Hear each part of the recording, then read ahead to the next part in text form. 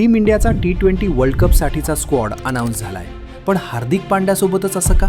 कारण तुम्ही जर नोटीस केलं असेल तर भारतीय T20 संघाचा पुढील कॅप्टन सूर्यकुमार यादव नाही तर हार्दिक पांड्या असेल असं वाटत होतं. कारण ज्यावेळी रोहित शर्मा T20 कॅप्टन होता त्यावेळी हार्दिक व्हाईस कॅप्टन होता.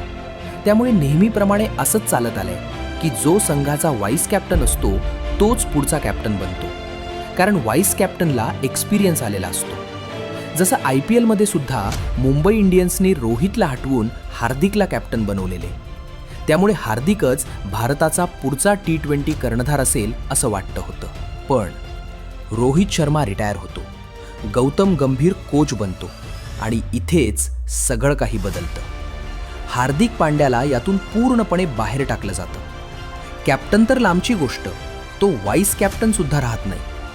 जर आपण भारताचा T20 संघ पाहिला तर हार्दिक पांड्या हा सर्वात व्हॅल्युएबल खेळाडू आहे. तुम्ही त्याला फलंदाज म्हणून खेळवा किंवा गोलंदाज म्हणून, तो दोन्हीमध्ये बेस्ट देतो. तुम्हाला काय वाटतं? हार्दिक पांड्या T20 संघाची कॅप्टनशिप डिझर्व्ह करतो की नाही?